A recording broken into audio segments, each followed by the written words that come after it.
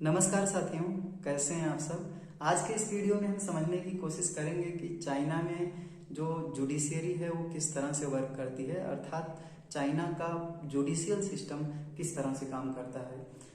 India या और country की तरह चाइना की भी जुडिशियरी हायरार्की एक तरह से कहें हायरार्किकल है। ऊपर से एक तरह से नेशनल लेवल से प्रोविंशियल लेवल फिर लोकल लेवल पे अलग अलग तरह के कोर्ट पाए जाते हैं, जिन पर एक तरह से कहें कंट्रोल अपेक्स लेवल के कोर्ट का होता है। तो अगर हम चाइना के पूरे जुडिशियल सिस्टम को क्लासिफाई करना चाहें तो हम मेनली उसको 3 पार्ट में क्लासिफाई कर सकते हैं। एक पार्ट है जिसको हम पीपुल्स कोर्ट के नाम से जानेंगे। इसका नेशनल लेवल से लोकल लेवल पे एक हायरार्की बनी हुई है। दूसरा पार्ट है पीपुल्स प्रोक्यूरेटोरेट, इसकी भी अपनी अलग हायरार्की नेशनल से लोकल लेवल पे बनी हुई है। और तीसरी पार्ट है पब्लिक सिक्योरिटी ऑर्गन, इनका भी अपना एक तरह से कहें हायरार्की बना हुआ है। तो अगर हम पूरे जुडिशियल सिस्टम को बांटना चाहें तो ये 3 पार्ट हो जाएंगे। इन तीनों पार्टों का अपना एक अलग अलग काम है, अलग अलग फीचर है। हालांकि ये इनमें एक समानता ये है कि ये कुल मिला जुला करके एक तरह से अगर हम मोटे तौर पे बोलें तो ये जुडिशियल सिस्टम को फॉर्म करते हैं, अर्थात ये जो केसेस हैं, कॉन्फ्लिक्ट हैं, उनको रिजोल्यूट करने का काम करते हैं। बट इन तीनों के कॉन्फ्लिक्ट रिजोल्यूशन में काफी डिफरेंस है। अभी हम समझने की कोशिश करते हैं कि इनमें ये अलग अलग लेवल पे या ये किस तरह के केसेस को सॉल्व करते हैं और इनमें क्या डिफरेंसेस हैं। पहले हम समझते हैं कि पीपुल्स कोर्ट ये क्या होता है, इसके क्या फीचर हैं। पीपुल्स कोर्ट जैसा कि अभी हमने बताया, ये हायरार्की है ऊपर से नीचे तक, ये 4 लेवल में पाया जाता है। 4 लेवल। पहला है supreme court, supreme people's court, जो कि नेशनल लेवल पे पाया जाएगा। चाइना की नेशनल लेवल पे जो कोर्ट है उसको सुप्रीम पीपुल्स कोर्ट कहेंगे। अभी इसके बारे में हम समझने की कोशिश करते हैं, पहले समझ लें तीनों। दूसरा है हायर कोर्ट, जो कि प्रोविंशियल लेवल पे पाया जाएगा।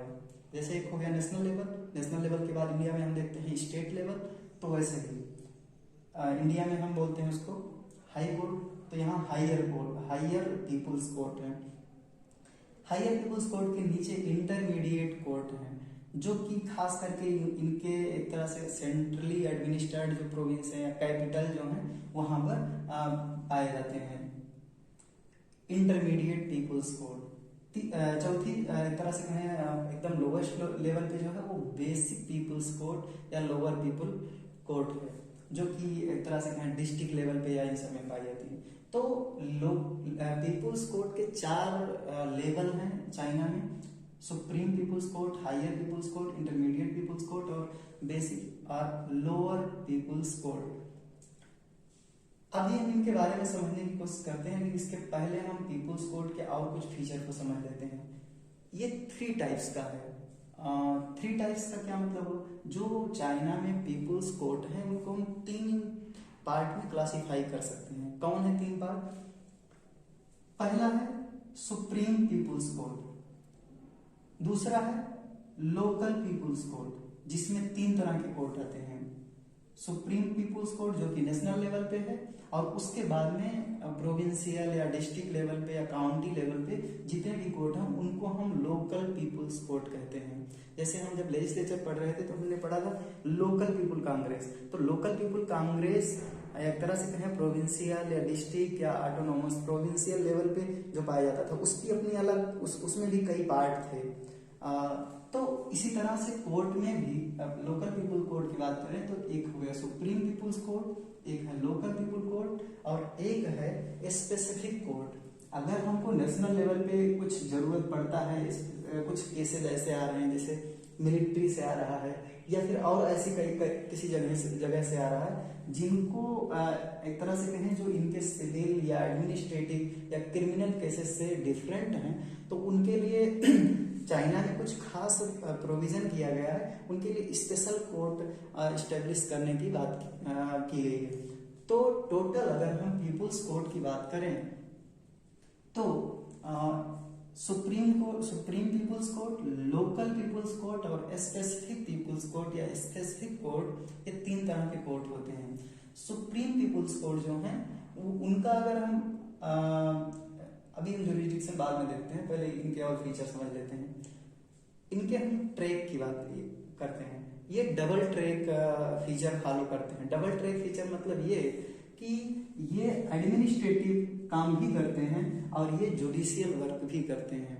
मतलब ये कि जैसे हम इंडिया में देखते हैं कि मेनली एडमिनिस्ट्रेशन का काम चलाने के लिए, जैसे इस समय एग्जीक्यूटिव है, लेकिन अंग्रेजों के समय में क्या होता था कि जो डिस्ट्रिक्ट मजिस्ट्रेट होता था वो दो तरह का काम करता था। डिस्ट्रिक्ट का काम भी, डिस्ट्रिक्ट एडमिनिस्ट्रेशन को भी चलाने का काम करता था, साथ में केसेस को भी सॉल्व करने का काम करता था। अगर कोई क्रिमिनल केस या किसी भी तरह का जुडिशियल जो अभी केसेस करते हैं, तो उस तरह का अगर कोई केस है तो अंग्रेजों के समय में वो दोनों काम होते थे। मतलब मजिस्ट्रेट एडमिनिस्ट्रेटिव काम भी कर रहा है और जुडिशियल काम भी कर रहा है। चाइना में ये फॉलो किया जाता है। इसी को हम डबल ट्रैक कह रहे हैं।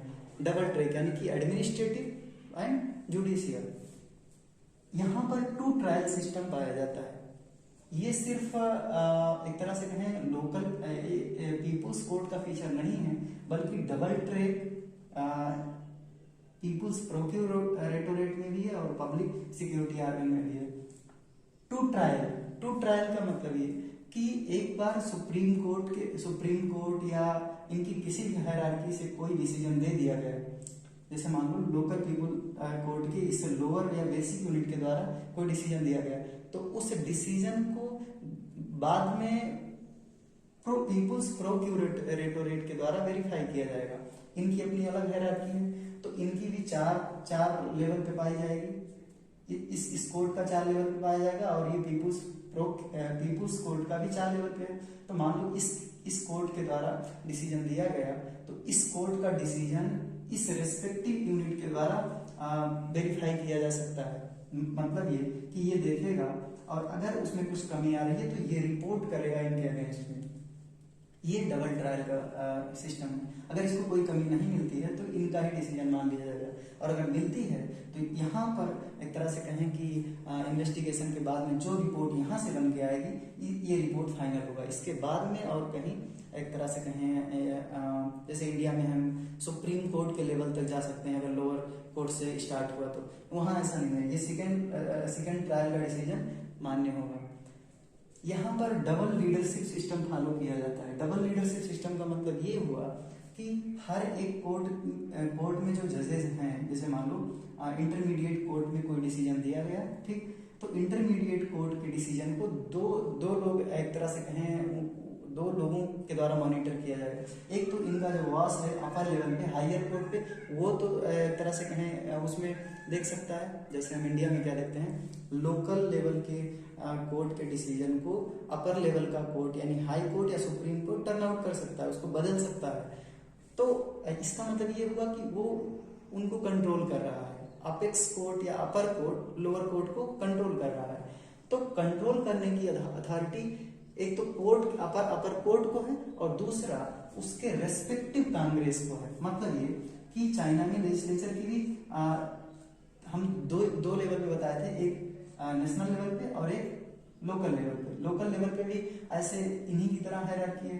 तो मान लो बेसिक या लोअर को पीपुल्स कोर्ट के द्वारा कोई डिसीजन दिया गया, तो इनके इस डिसीजन को 2 जगह रिपोर्ट किया जा सकता है। मतलब दो लोग इनके डिसीजन को कंट्रोल करेंगे। एक तो इनके ऊपर जो कोर्ट है यानी इंटरमीडिएट कोर्ट या और कोई कोर्ट है वो कंट्रोल करेगा, साथ में इनके डिसीजन को लोकल लेवल पे जो कांग्रेस है उसके द्वारा भी कंट्रोल किया जाएगा। इसी को हम डबल लीडरशिप कह रहे हैं। मतलब ये कि किसी भी कोर्ट के डिसीजन को 2 लोग लीड करेंगे, 2 लोगों के द्वारा डिसाइड किया जाएगा। अगर कोई मान लो कि कांग्रेस को वो डिसीजन नहीं अच्छा लगता है तो वो डिसीजन टर्न आउट कर दिया जाएगा, या फिर अपेक्स कोर्ट के मतलब इसके ऊपर जो कोर्ट है अपर कोर्ट, उसके द्वारा ऐसा लगता है कि डिसीजन सही नहीं है तो वो फिर से रीइन्वेस्टिगेट करके डिसीजन दे सकता है। तो ये double track system, dual leadership system भी चाइना में फॉलो किया जाता है।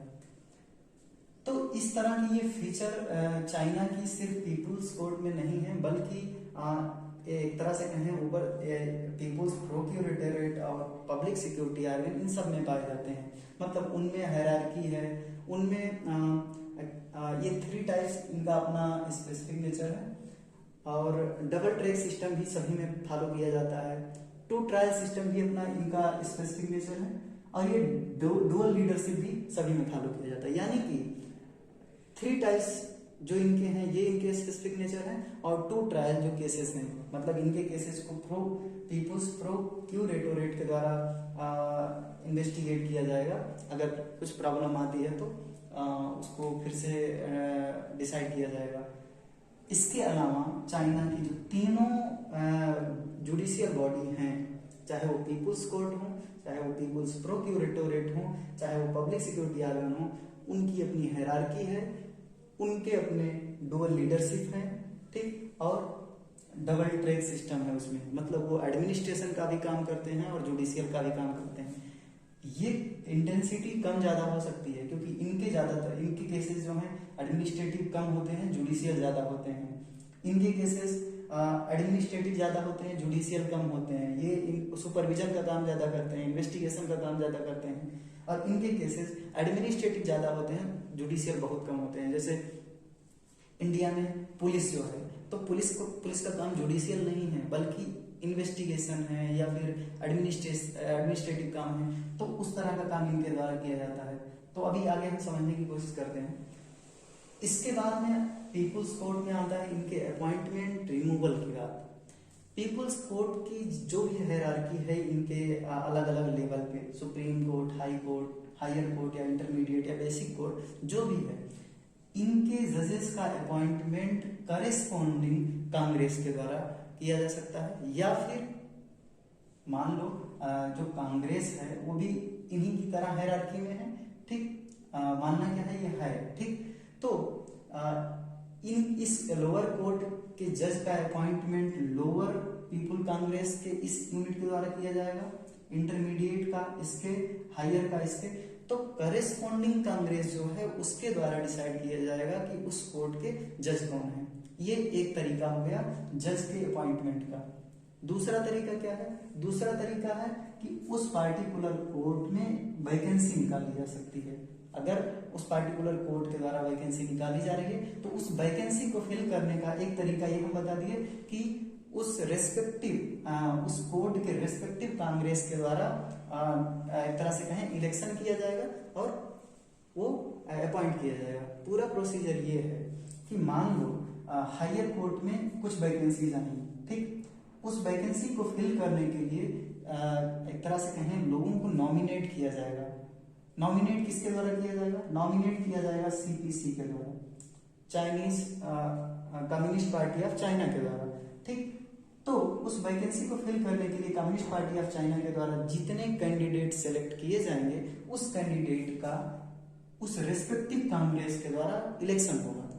मान लो 4 वैकेंसी थी और 4 वैकेंसी है तो ज्यादातर कोशिश ये करते हैं कि 4 से ज्यादा लोगों को नॉमिनेट करें ताकि उसमें डिसाइड किया जा सके कौन ज्यादा पॉपुलर है कौन कम। नहीं तो इनमें से कोई कम भी पॉपुलर होगा तो उसको भी इलेक्ट करना पड़ेगा। तो इस रेस्पेक्टिव मान लो ये हायर कोर्ट है तो हायर कोर्ट के ही करेस्पॉन्डेंस वहां पर लेजिस्लेचर की कोई यूनिट होगी कांग्रेस की, तो उस कांग्रेस के द्वारा इन 4 लोगों का इलेक्शन किया जाएगा, वो वोटिंग की जाएगी और इनमें 4 या 5 लोग जितने भी हैं तो जितने वैकेंसी है टॉप से उतने कैंडिडेट को सेलेक्ट कर लिया जाएगा। एक तरीका अपॉइंटमेंट का ये है। दूसरा तरीका ये है कि जैसे जजेस की बात एक तरह से कहें कि उनको अलग अलग कोर्ट में कुछ स्पेसिफिक भर्ती निकाली जाती है क्लर्क के लेवल पे या असिस्टेंट जज के रूप लेवल पे, और उनका प्रमोशन होता है तो वो बन जाते हैं। तो वो भर्ती जो है वो एग्जामिनेशन से पास कराई जाती है। जैसे मान लो कि वहां पर भी जुडिशियल एग्जाम होता है और उस जुडिशियल एग्जाम की कुछ रिक्वायरमेंट होती है और अगर वो फुल हुआ है तो उस वैकेंसी को जज के रूप में सीधे नहीं भरा जाता है बल्कि असिस्टेंट जज या फिर क्लर्क या फिर और जो भी हैं उस रूप में भरा जाता है। तो और बाद में उनका प्रमोशन होता है तो वो जज बन जाते हैं। तो 2 तरीका हम बताएं, एक तो अपॉइंटमेंट के लिए नॉमिनेशन का और दूसरा एग्जामिनेशन का। नॉमिनेशन में कौन लोग आएंगे? कम्युनिस्ट पार्टी ऑफ चाइना के द्वारा जो नॉमिनेशन किया जाएगा वो दो तीन तरह के लोग हो सकते हैं। पहला ये कि कम्युनिस्ट पार्टी ऑफ चाइना में जो स्टाफ और मेंबर में अंतर होता है। मेंबर ढेर सारे लोग होते हैं, लेकिन स्टाफ जो रेगुलरली एक्टिवली काम करने के लिए उस पार्टी को काम करने में हेल्प कर रहे हैं वो। तो कम्युनिस्ट पार्टी ऑफ चाइना के जो स्टाफ हैं वो, या फिर और ऐसे लोग जो कि पब्लिक सर्वेंट है, जो उस समय गवर्नमेंट में सर्वेंट हैं, उनको ये communist party of China nominate कर सकती है। इसके अलावा कुछ ऐसे लोग जो आर्मी में काम कर रहे हैं, तो वो भी पब्लिक सर्वेंट ही हुए एक तरह से, उनको communist party of China nominate करती है। लास्ट वीडियो में हम बताए थे कि कम्युनिस्ट पार्टी ऑफ चाइना के 97% से ज्यादा लोग हैं, तो पूरी संभावना है कि कम्युनिस्ट पार्टी ऑफ चाइना अपने स्टाफ से या गवर्नमेंट सर्वेंट से उन्हीं लोगों को नॉमिनेट करेगी जो उसके लॉयल होंगे। और लॉयल होने की फायदा ये है कि बाद में कम्युनिस्ट पार्टी ऑफ चाइना किसी भी डिसीजन को अगर अपने फेवर में लाना चाहे तो ला सकती है। तो इस तरह से इनका अपॉइंटमेंट होता है, यानी कि कम्युनिस्ट पार्टी ऑफ चाइना लोगों को नॉमिनेट करेगी और उनके रेस्पेक्टिव कांग्रेस के द्वारा वोट किया जाएगा और उसके बाद में इलेक्ट किया जाएगा। ठीक, उनके रिमूवल का प्रोसेस जो है, उनके रिमूवल के लिए भी एक तरह से जैसे यहाँ पर अपॉइंटमेंट कांग्रेस के द्वारा किया जा रहा है, कांग्रेस के उस लेवल के द्वारा, चाहे लोकल लेवल पे जो कांग्रेस है वो इनको वोट कर रही है, अपेक्स लेवल पे यानी नेशनल पीपुल कांग्रेस है वो सुप्रीम पीपुल्स कोर्ट के लोगों को इलेक्ट करेगी। तो उनके रिमूवल के लिए भी नेशनल पीपुल कांग्रेस की जो स्टैंडिंग कमेटी है वो पावरफुल, मतलब उसको इम्पावर किया गया है। वो इनमें से किसी की भी अगर एक तरह से कहें कोई काम से सहमत नहीं है, पसंद नहीं है, कुछ इलीगल करते हैं, तो उनको रिमूव किया जा सकता है। आगे आता है जुडिशियल कमेटी। जितने भी कोर्ट हैं पीपुल्स कोर्ट में, जितने भी बेसिक एक तरह से कहें लोकल लेवल पे या सुप्रीम पीपुल्स कोर्ट या स्पेसिफिक पीपुल्स कोर्ट, उन सब में जुडिशियल कमेटी बनाई जाती है। इसका एक तरह से कहें ये कमेटी इसलिए बनाई जाती है ताकि जो कोर्ट में जजेस हैं उन पर चेक एंड बैलेंस रखा जा सके। हालांकि वो लॉयल होते हैं कम्युनिस्ट पार्टी ऑफ चाइना के, बट इसके बाद भी कम्युनिस्ट पार्टी ऑफ चाइना एक सेकेंडरी मैकेनिज्म फॉलो करती है इस कमेटी को बना करके उन पर चेक एंड बैलेंस रखने का। इसका एक सेकेंड पर्पज ये है कि कुछ केसेस ऐसे होते हैं जो बहुत कॉम्प्लिकेटेड होते हैं, तो उन कॉम्प्लिकेटेड केसेस को सॉल्व करने के लिए जरूरी होता है एक्सपर्ट का, क्योंकि जो जजेस होते हैं वो एक तरह से कहें लीगल चीजों को पढ़े होते हैं ज्यादा। तो अब मान लो कोई ऐसा हिस्टोरिकल केस आ गया जिसमें हिस्ट्री की ज्यादा इंपॉर्टेंस है, या टेक्नोलॉजिकल केस आ गया, तो उसमें जरूरी होता है कि कुछ एक्सपर्ट इन्वॉल्व हो। तो उसके लिए जुडिशियल कमेटी इस तरह के केसेस को सॉर्ट आउट करती है। जुडिशियल कमेटी अलग अलग लेवल पे जितने भी कोर्ट हैं, हर कोर्ट में एक जुडिशियल कमेटी होती है और वो कॉम्प्लिकेटेड केसेस को डिस्कस करती है और उन पर अपना वर्डिक्ट सुनाती है। को अलग अलग कोर्ट में केसेस को सॉर्ट आउट करने के लिए, सॉल्व करने के लिए कोलेजियम भी फॉलो किया जाता है। कॉम्प्लिकेटेड केसेस को सॉर्ट आउट करने के लिए जुडिशियल कमेटी होती है, लेकिन कुछ केसेस जो सिंपल हैं उनको सॉल्व करने के लिए कुछ मेंबर्स का, मतलब एक तरह से कहें 5 या 7 जो भी हो, ठीक, उनका कोलेजियम बनाया जाता है। जैसे इंडिया में है कि जजेस के अपॉइंटमेंट के लिए कोलेजियम है, तो वैसे वहां पर एक तरह से कहें वर्डिक्ट सुनाने के लिए या केसेस को सॉर्ट आउट करने के लिए भी कोलेजियम बनाने की बात है, तो ये कोलेजियम बनाया जाता है। ये कॉम्प्लिकेटेड केसेस को नहीं हैंडल करते हैं बल्कि नॉर्मल केसेस को हैंडल करते हैं। केसेस जो कॉम्प्लिकेटेड होते हैं उनको जुडिशियल कमेटी हैंडल करती है, या फिर पीपुल्स असेसर हैंडल करते हैं। ये पीपुल्स असेसर कौन होते हैं? पीपुल्स असेसर पीपुल्स कोर्ट के रेस्पेक्टिव यूनिट, जैसे मान लो कि ये कांग्रेस का अपना हायरार्की है, तो इंटरमीडिएट कोर्ट या हायर कोर्ट में पीपुल्स असेसर का नॉमिनेशन इस लेवल के कांग्रेस के द्वारा किया जाएगा। ये एक तरह से जूरी की तरह होते हैं, जैसे हम देखते हैं कि ब्रिटिश एरा में जूरी अपॉइंट होते थे और उनकी एक ग्रुप होती थी और वो किसी कॉम्प्लिकेटेड केसेस को हैंडल करते थे। तो जुडिशियल कमेटी और पीपुल्स असेसर में अंतर क्या होता है? जुडिशियल कमेटी में जजेस नहीं, एक तरह से कहें जो कोर्ट के जजेस हैं वो नहीं होते हैं। हालांकि ये अपने फील्ड के एक्सपर्ट होते हैं और इनको कम्युनिस्ट पार्टी ऑफ चाइना के द्वारा अपॉइंट किया जाता है, नेशनल पीपुल कांग्रेस के द्वारा या लोकल पीपुल कांग्रेस के द्वारा। कम्युनिस्ट पार्टी ऑफ चाइना के कहने पे नेशनल पीपुल कांग्रेस या लोकल पीपुल कांग्रेस के द्वारा हर एक लेवल में पीपुल्स कोर्ट में जुडिशियल कमेटी अपॉइंट की जाती है।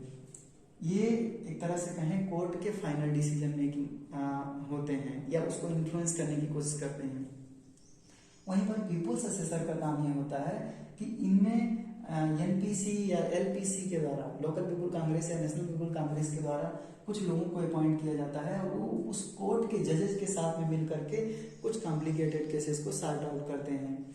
ये एक तरह से कहें जुडिशियल कमेटी ज्यादा पावरफुल होती है, पीपुल्स असेसर उतने पावरफुल नहीं होते हैं। तो ये था। अब हम समझते हैं कि जो पीपुल्स कोर्ट है उसकी सुप्रीम बॉडी जो है, सुप्रीम पीपुल्स कोर्ट जो है उसका जुरिस्डिक्शन क्या है। जैसे हम इंडिया में देखते हैं सुप्रीम कोर्ट का जुरिस्डिक्शन क्या है, या तो डायरेक्ट कुछ केसेस आ जाएंगे जो जैसे मान लो फंडामेंटल राइट का फंडामेंटल राइट जो है हमको दिए गए हैं कॉन्स्टिट्यूशन के द्वारा वो इन्फ्रिंज हो रहे हैं, या फिर कुछ और चीजें हैं जो कि नेशनल इश्यूज में हैं तो वो डायरेक्ट सुप्रीम कोर्ट में चली जाती हैं, या फिर लोअर कोर्ट के द्वारा भी अपील अगर किया जा रहा है, कोई लोअर कोर्ट के डिसीजन से सहमत नहीं है तो वो भी सुप्रीम कोर्ट में अपील कर सकता है, तो वो उसका जुरिस्डिक्शन है। ठीक उसी तरह से सुप्रीम कोर्ट का जुरिस्डिक्शन ये है कि लोकल पीपुल कांग्रेस के जितने लेवल हैं उनके डिसीजन से अगर कोई असहमत है, ठीक, तो वो अपर लेवल के कोर्ट में एक तरह से कहें अपील कर सकता है, तो ये उसका जुरिस्डिक्शन है। इस एक तरह से कहें ये पीपुल्स कोर्ट में सुप्रीम पीपुल्स कोर्ट एक बॉस है, जैसे इंडिया में सुप्रीम कोर्ट है, हालांकि कई डिस्टिंक्शन हैं बट उस तरह के सेंस में है। इसका टर्म मेनली 5 ईयर का होता है। इसका टर्म मतलब इसके जजेस का टर्म 5 ईयर का होता है, लेकिन ये कंटिन्यूअसली 2 टर्म तक उस पोस्ट पे बने रह सकते हैं। इनके पावर क्या होते हैं? इनके पावर एक तरह से कहें ये लोअर कोर्ट के किसी भी डिसीजन को टर्न कर सकते हैं, या फिर ये जैसे इंडिया में हम देखते हैं कि कोई हायर कोर्ट के डिसीजन को लोअर कोर्ट में मान लिया जाता है, तो उस तरह से इनका ये पावर है। इनके खास पावर की अगर हम बात करें तो वो जुडिशियल लेजिस्लेशन का, जो कि अभी तक नहीं था, अभी जल्द ही हाल ही के कुछ साल में ये स्टार्ट किया गया है जुडिशियल लेजिस्लेशन का, कि जो जुडिशियरी है वो कैसे वो कॉन्स्टिट्यूशन को अपने हिसाब से इंटरप्रेट करके, और जैसे मान लो इंडिया में देखते हैं आर्टिकल 21, तो उसको जुडिशियरी ने इंटरप्रेट करके उसको इतना बढ़ा दिया है, कई तरह के और पावर लेजिस्लेटिव पावर उसके माध्यम से एक्सेस कर लिया है। जैसे आर्टिकल 21 में राइट टू एजुकेशन या और कई तरह के राइट टू लाइफ के अंतर्गत जैसे राइट टू इन्वायरमेंट है, तो ये सारी चीजें ऑलरेडी लिखी नहीं थी, लेकिन इंटरप्रेट कर करके जुडिशियरी ने अपना पावर बढ़ा लिया है इसके माध्यम से। हालांकि चाइना में उतना एक तरह से पावरफुल नहीं है जुडिशियरी, बट हाल ही के साल में ये चीज स्टार्ट हुआ है चाइना में। दूसरे लेवल पे आता है ऊपर से हायर पीपुल्स कोर्ट, जो कि प्रोविंशियल लेवल पे होता है। प्रोविंशियल जैसे कि कई प्रोविंस इंडिया में जैसे स्टेट हैं, तो ऐसे वहाँ ऑटोनोमस रीजन है, कुछ म्यूनिसिपैलिटीज हैं या फिर डायरेक्टली एडमिनिस्ट्रेड म्यूनिसिपैलिटीज हैं, तो उनके लेवल पे ये हायर पीपुल्स कोर्ट आता है। तीसरा लेवल है इंटरमीडिएट लेवल, जो कि कैपिटल जो हैं एक तरह से कहें कि चाइना की जो कैपिटल है या फिर अलग अलग प्रोविंस की जो कैपिटल है उसमें ये पाए जाते हैं। बेसिक या लोअर पीपुल्स कोर्ट जो है एकदम लोवेस्ट लेवल के कोर्ट हैं, ये काउंटी या म्यूनिसिपैलिटी या डिस्ट्रिक्ट या फिर विलेज लेवल पे, विलेज मतलब कुछ विलेज का जैसे हम यहाँ पर देखते हैं विलेज पंचायत है इंडिया में, तो उस लेवल पे एकदम बेसिक यूनिट पाई जाती है जो केसेस को सॉर्ट आउट करने का काम करती है। ये है। अब इसके बाद में आता है सेकेंड पीपुल्स प्रोक्यूरेटोरेट। इनका काम है इन्वेस्टिगेशन कम डिसीजन मेकिंग। मतलब ये कि ये इन्वेस्टिगेशन ज्यादा करते हैं, जुडिशियल डिसीजन मेकिंग कम करते हैं। हालांकि ये इन्वेस्टिगेशन भी करते हैं, डिसीजन मेकिंग भी करते हैं केसेस में, बट इनका काम ज्यादा ये है कि ये इन्वेस्टिगेट करें। क्या इन्वेस्टिगेट करें? इन्वेस्टिगेट ये अपने क्रिमिनल केसेस, जैसे मान लो ये इनको कुछ कोई केस सॉर्ट आउट करना चाह रहे हैं जो कि क्रिमिनल केस है, तो उस क्रिमिनल केस का इंडिया में क्या है, इंडिया में है कि पुलिस के द्वारा या किसी एजेंसी के द्वारा उसको इन्वेस्टिगेट करके रिपोर्ट पब्लिश दिया जाएगा कोर्ट को, और कोर्ट उसके बेसिस पे डिसीजन देगा। बट वहाँ है कि ये खुद ही इन्वेस्टिगेट करने के लिए एम्पावर किए गए हैं जो केसेस सॉर्ट आउट करना चाह रहे हैं। इसके साथ ही इसकी अपनी हायरार्की है, हम शुरू में ही बताए, तो ये 4 लेवल पे ये भी है, ठीक। तो हर एक यूनिट अपने लेवल के पीपुल्स कोर्ट के डिसीजन का इन्वेस्टिगेशन कर सकता है। मान लो कि सुप्रीम पीपुल्स कोर्ट के द्वारा कोई डिसीजन दिया गया, तो उसको यहाँ पर सुप्रीम पीपुल्स प्रोक्यूरेटोरेट के द्वारा उसको इन्वेस्टिगेट किया जा सकता है। और अगर उसमें लगे सुप्रीम पीपुल्स प्रोक्यूरेटोरेट को कि इसमें सुप्रीम पीपुल्स कोर्ट के द्वारा कोई गड़बड़ी की गई है, तो वो उसमें इन्वेस्टिगेट करके डिसीजन को फिर से दे सकता है। या फिर लोअर यूनिट का भी यही हाल है, ये अपने रेस्पेक्टिव यूनिट के डिसीजन को इन्वेस्टिगेट कर सकते हैं। इसके बाद में इसको अथॉरिटी है, ये रिव्यू करता है किसका, ये जो पब्लिक सिक्योरिटी ऑर्गन है, थर्ड ब्रांच है जो जुडिशियल सिस्टम का, उनके केसेस को रिव्यू करता है, उन पर सुपरविजन भी रखता है, और उनके केसेस मतलब एक तरह मान लो उनके द्वारा कोई केस लाया गया, ठीक, लिया गया और उसको इन्वेस्टिगेट कर रहे हैं और उसमें उनको कुछ मिला, फाइंडिंग मिली, तो उसके बेसिस पे ये डिसीजन मेकिंग का काम ये खुद करता है। इनको डिसीजन मेकिंग का काम नहीं है, मतलब इनको डिसीजन मेकिंग का पावर नहीं दिया गया है। क्या उसको उसमें जेल की सजा दी जाएगी या किस तरह के एक तरह से पनिशमेंट दिया जाएगा, इसको डिसाइड करने का काम पीपुल्स प्रोक्यूरेटोरेट के द्वारा किया जाता है। पब्लिक सिक्योरिटी ऑर्गन सिर्फ एडमिनिस्ट्रेटिव काम करती है, इसका काम डिसीजन मेकिंग नहीं है।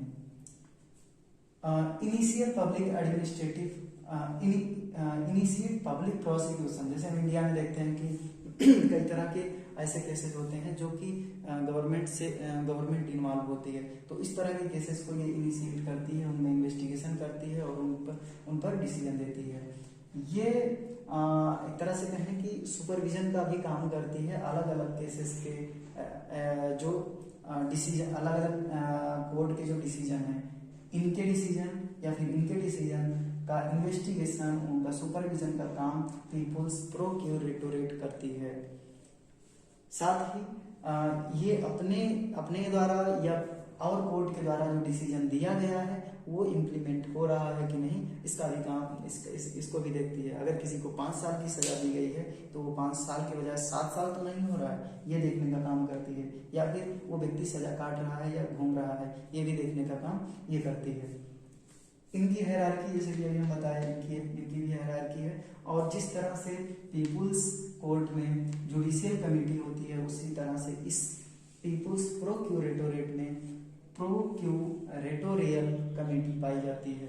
इसका भी काम यही है कि अलग अलग लेवल पे जो रेस्पेक्टिव कोर्ट्स हैं उनके डिसीजन को उसमें जो केसेज आ रहे हैं उसके कॉम्प्लेक्स या कॉम्प्लिकेटेड केसेस को डिस्कस करना और उन पर अपना वर्डिक्ट सुनाना और एक तरह से कहें डिसीजन लेना।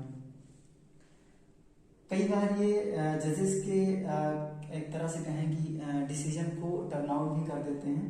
जैसे मान लो कि एक कोर्ट है, उसमें कुछ जजेस हैं और ये कमेटी है, तो कई बार कॉम्प्लिकेटेड केसेस को जज जब सॉल्व कर रहे होते हैं तो उनके डिसीजन से सहमत नहीं होते हैं और ये अपनी एक तरह से कहें कि डिसीजन देने की कोशिश करते हैं या फिर इसी के माध्यम से ये कंट्रोल भी रखते हैं जजेस पर। तो जैसे कि इसमें बता रहे थे कि ये कंट्रोल रखने की कोशिश करते हैं जजेस को या उस एक तरह से कहें उस लेवल के कोर्ट को। उसी तरह से प्रोक्यूरेटोरियल कमेटी भी कंट्रोल करने की कोशिश करती है। अलग अलग लेवल पे जो पीपुल्स प्रोक्यूरेटोरेट पाए जा रहे हैं, इनका स्ट्रक्चर, इनके जो एक तरह से स्ट्रक्चर की बात करें तो जैसे यहाँ पर हम पीपुल्स कोर्ट की बात की, उसी तरह से इनका भी स्ट्रक्चर है। और इनके अलग अलग लेवल के स्ट्रक्चर को, मतलब पीपुल्स प्रोक्यूरेटोरेट के अलग अलग लेवल के स्ट्रक्चर को उनके रेस्पेक्टिव कांग्रेस के लेवल के द्वारा कंट्रोल किया जाता है। चाहे जजेस के अपॉइंटमेंट की बात हो, चाहे उनके रिमूवल की बात हो, चाहे और कुछ भी कॉन्फ्लिक्ट अगर जनरेट हो रहा है तो उसको उसके द्वारा कंट्रोल किया जाता है। थर्ड पार्ट आता है public security organ. Public security organ को आप इस तरह से समझ सकते हैं कि इंडिया में जैसे इन्वेस्टिगेटिंग एजेंसी है, CBI है या पुलिस है, उनके तरह ये प्रीलिमिनरी हियरिंग का काम करती हैं। यही इतना डिफरेंस है। इंडिया में जो पुलिस है या और लोग हैं वो हियरिंग का काम नहीं करते हैं, बस वो ये केसेस जो हैं एक तरह से क्रिमिनल केसेस या जो भी, उनमें फाइंडिंग्स पाने की कोशिश करते हैं और उसको सबमिट करते हैं कोर्ट को, कोर्ट डिसीजन देता है।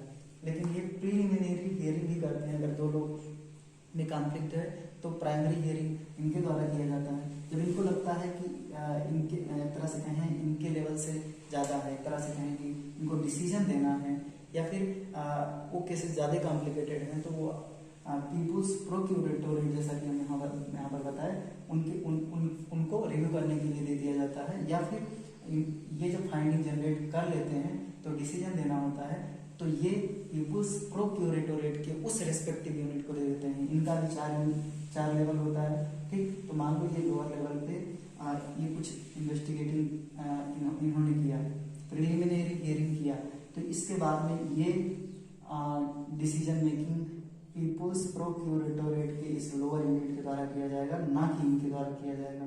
ये लॉ एंड ऑर्डर को मेंटेन करने का काम करते हैं। इनके द्वारा डिसीजन नहीं सुनाया जाता है। प्रिसाइडिंग अथॉरिटीज जो हैं वो अपॉइंट की जाती हैं कांग्रेस के द्वारा, कांग्रेस की उस रेस्पेक्टिव यूनिट के द्वारा। कांग्रेस की अपनी अलग हायरार्की है, पीपुल्स कोर्ट की हायरार्की है, पीपुल्स प्रोक्यूरेटोरेट की हायरार्की है, पब्लिक सिक्योरिटी आर्गन की हायरार्की है। तो जैसे मान लो ऐसे इनकी अपनी हायरार्की है, 1 2 3 4 ऐसे।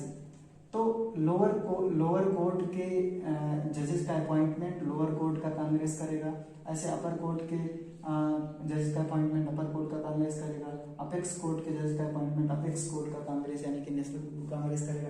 तो ये यहाँ पर है और उनको कंट्रोल करना भी कांग्रेस के द्वारा ही किया जाता है। चाइना में जो जुडिशियल सिस्टम का वो फ्रेमवर्क कैसा है, 4 टियर्ड है, जैसा कि हम अभी पढ़े, 4 लेवल पे पाया जाता है। ये 1 कंट्री 2 सिस्टम भी चाइना में है। तो जो ऐसे पार्ट हैं चाइना के जहाँ पर चाइना की मेनलैंड प्रोविंस से हट के अलग अलग तरह के कॉन्स्टिट्यूशन फॉलो किए जाते हैं, जैसे हांगकांग या मकाओ, तो वहाँ पर ये सिस्टम डिफरेंट हो सकता है। मल्टीपल रिपोर्टिंग सिस्टम भी चाइना में है। मल्टीपल रिपोर्टिंग जैसा बताया कि अपने बॉस को, कोर्ट लोअर कोर्ट है वो अपने अपर कोर्ट को तो एक तरह से कहें अपनी डिसीजन या अपनी रिपोर्ट सबमिट करता है, साथ में उस रेस्पेक्टिव कांग्रेस को भी अपनी रिपोर्ट सबमिट करता है। इसीलिए इसको मल्टीपल रिपोर्टिंग बॉडी या मल्टीपल रिपोर्टिंग सिस्टम भी कहा जा रहा है। 3 in 1 ट्रायल सिस्टम, जैसे हम यहाँ पर डबल ट्रैक सिस्टम पढ़े, यहाँ पर जिसमें एडमिनिस्ट्रेटिव और जुडिशियल सिस्टम हमने पढ़ा। तो एडमिनिस्ट्रेटिव हो या जुडिशियल सिस्टम हो, इसमें अलग अलग तरह के जैसे क्रिमिनल या सिविल या फिर एडमिनिस्ट्रेटिव केसेस होते हैं। तो 3 in 1 ट्रायल मतलब कि दो लेवल पे, जैसे मान लो कि हम डबल ट्रैक में एक एडमिनिस्ट्रेटिव काम देख रहा है वो और एक जुडिशियल काम। तो एडमिनिस्ट्रेटिव में भी 3 तरह के काम, जुडिशियल में भी 3 तरह के काम, सिविल, क्रिमिनल, एडमिनिस्ट्रेशन से रिलेटेड काम, सिविल केसेस, एडमिनिस्ट्रेटिव केसेस और क्रिमिनल केसेस। तो यही कहा जा रहा है 3 in 1 ट्रायल। इसके बाद में अब हम समझते हैं कि चाइना के पॉलिटिकल सिस्टम में प्रॉब्लम्स क्या हैं, चाइना के जुडिशियल सिस्टम में प्रॉब्लम्स क्या हैं। तो जुडिशियल सिस्टम में प्रॉब्लम ये है कि कांग्रेस का डोमिनेंस है कोर्ट को ज़्यादा इंडिपेंडेंस नहीं है। कांग्रेस अपने हिसाब से कोर्ट के डिसीजन को एक तरह से कहें कि इन्फ्लुएंस करती है। और कांग्रेस क्या, कम्युनिस्ट पार्टी ऑफ चाइना, क्योंकि कम्युनिस्ट पार्टी ऑफ चाइना का कंट्रोल होता है कांग्रेस पे, और कांग्रेस के ही माध्यम से communist party of China control करती है अलग अलग लेवल के अलग अलग तरह के कोर्ट को। इंटरनल और एक्सटर्नल कंट्रोल होता है। इंटरनल कंट्रोल कमेटी जो है, जैसे कि हम प्रोक्यूरेटोरियल कमेटी या जुडिशियल कमेटी देख सकते हैं, उसके माध्यम से communist party of China court के इंटरनल मैटर को कंट्रोल करती है, और एक्सटर्नल लेवल पे उनके जजेस के अपॉइंटमेंट या और तरह की चीज़ों को कम्युनिस्ट पार्टी ऑफ चाइना, अभी हम जैसे हम देखें कि किनको नॉमिनेट करना है, ये communist party of China decide करती है। तो उस तरह से उन पर एक्सटर्नल कंट्रोल भी करती है, किनको अपॉइंट करना है या किनको रिमूव करना है। ये हालांकि कांग्रेस के द्वारा डिसाइड किया जाता है, लेकिन कांग्रेस पर कंट्रोल होता है कम्युनिस्ट पार्टी ऑफ चाइना का इनडायरेक्टली, और वो ही डिसाइड करती है कि किनको अपॉइंट करना है, किनको रिमूव करना है, किस तरह के डिसीजन आने चाहिए। क्योंकि चाइना जिन प्रिंसिपल को फॉलो कर रहा है, अगर उन प्रिंसिपल के अगेंस्ट में कोई वर्डिक्ट आ जाता है किसी कोर्ट का, तो उनको हटा दिया जाएगा या उस डिसीजन को टर्न आउट कर दिया जाएगा। ये डिसाइड करने का काम कम्युनिस्ट पार्टी ऑफ चाइना करती है। तो ये एक्सटर्नल कंट्रोल भी है। डुअल लीडरशिप सिस्टम, जैसा कि हम बताएं कि कांग्रेस को रिपोर्ट करना है, साथ में अपने वॉस को जुडिशियल सिस्टम में, तो ये डुअल लीडरशिप हो गया। Funding incentive, communist party China के जुडिशियल सिस्टम में लोअर कोर्ट अपने एक्सपेंडिचर को मेंटेन करने के लिए जो उनको एक तरह से कहें कि जो पैसे मिलते हैं केसेस को सॉर्ट आउट, कुछ एक तरह से कहें कुछ चार्ज दिया जाता है केसेस को सॉर्ट आउट करने के लिए, तो उसके माध्यम से जैसे मान लो कि कोई कॉन्फ्लिक्ट है तो उनको उसमें कई बार जजेस इस तरह के वर्डिक्ट देते हैं कि उनको 10,000 का जुर्माना या इतने का जुर्माना, तो वो कोर्ट की अपनी ट्रेजरी में चला जाता है। तो इस तरह से ये बहुत बड़ा फ्लॉ है चाइना जुडिशियल सिस्टम में कि अगर इस तरह की सिचुएशन है तो चाइना के लोअर कोर्ट जो हैं वो ज़्यादातर चाहेंगे कि इस तरह के केसेस आएँ, या फिर वो ज़्यादा से ज़्यादा जुर्माना या ज़्यादा से ज़्यादा इस तरह का पनिशमेंट देने की कोशिश करेंगे। ये उनके लिए इंसेंटिव की चीज़ें होती हैं, जबकि नॉर्मल पब्लिक के लिए प्रॉब्लम क्रिएट कर सकता है। तो ये प्रॉब्लम है। हालांकि ये अपर लेवल पे नहीं है या बहुत कम है, तो लेकिन लोअर लेवल पे केसेस भी उतने फ्री और फेयर तरीके से सॉर्ट आउट नहीं किए जाते हैं, इसीलिए ये प्रॉब्लम जनरेट होती है। क्योंकि इन्वेस्टिगेशन लोअर लेवल पे उतना अच्छा नहीं होता है। जो केसेस अपर लेवल पे जाते हैं, अपेक्स कोर्ट में या फिर हायर कोर्ट में, उनमें इन्वेस्टिगेशन भी थोड़ा अच्छे तरीके से होता है। तो जैसे कि इंडिया में भी देख सकते हो इसी तरह से कि लोअर कोर्ट जिस तरह के डिसीजन को सुना देते हैं, कई बार उनसे डिफरेंट तरह का डिसीजन अपर कोर्ट में या सुप्रीम कोर्ट में आता है। कुछ जैसे हम यहाँ पर बताया कि पीपुल्स कोर्ट 3 तरह का होता है, एक तो सुप्रीम पीपुल्स कोर्ट, एक लोकल पीपुल कोर्ट। इन तीनों को एक कैटेगरी में बांट दो, ये एक कैटेगरी हो गया और ये एक कैटेगरी हो गया। तो supreme people's court, local people court और स्पेशल पीपुल कोर्ट, ये 3 तरह के कोर्ट पीपुल्स कोर्ट में आते हैं। तो स्पेशल कोर्ट में मिलिट्री से रिलेटेड, रेलवे से रिलेटेड या मैरीटाइम, इन सारी चीज़ों से रिलेटेड केसेस को सॉर्ट आउट करने के लिए चाइना में अलग स्पेशल कोर्ट बनाया गया है। तो ये था पूरा चाइना की जुडिशियल सिस्टम पे, जिसमें हम समझने की कोशिश की है कि चाइना में जुडिशियल सिस्टम कितने पार्ट में बटा हुआ है और उनकी हायरार्की, उनके पावर फंक्शन या कम्युनिस्ट पार्टी का उन पर इन्फ्लुएंस क्या है। मिलेंगे किसी अगले वीडियो में। वीडियो देखने के लिए धन्यवाद।